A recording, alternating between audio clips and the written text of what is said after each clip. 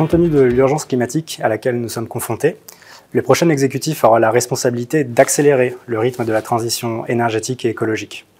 Nos équipes ont identifié 3 leviers d'action majeurs. Premièrement, élaborer une programmation pluriannuelle pour les investissements climat. La mise en place d'un cadre programmatique global déclinant sur le long terme et pour l'ensemble des secteurs d'activité les engagements pris par l'État en matière d'investissement pour le climat est indispensable pour assurer quant à l'adéquation entre les moyens mis en œuvre et les objectifs ciblés. Deuxièmement, recourir au financement public pour accélérer le passage à l'échelle des technologies bas carbone innovantes. Les investisseurs privés portent un intérêt croissant au domaine de la transition énergétique et écologique, en particulier aux filières les plus matures qui ont gagné en compétitivité au cours de ces dernières années.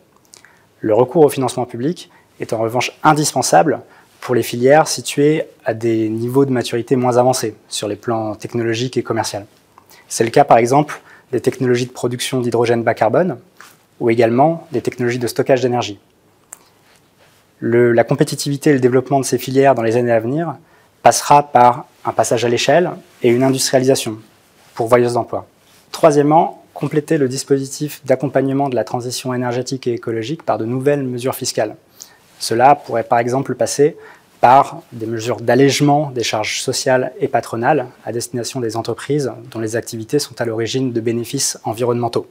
À ces 3 leviers majeurs peuvent s'ajouter d'autres facteurs de succès de la transition énergétique et écologique.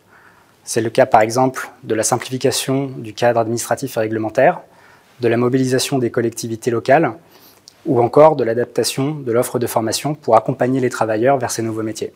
Enfin, la transparence des modalités de financement public de cette transition et l'accompagnement des entreprises et des personnes qui seront les plus affectées par cette transition seront des priorités. Cette transition devra être socialement juste pour être acceptée par le plus grand nombre.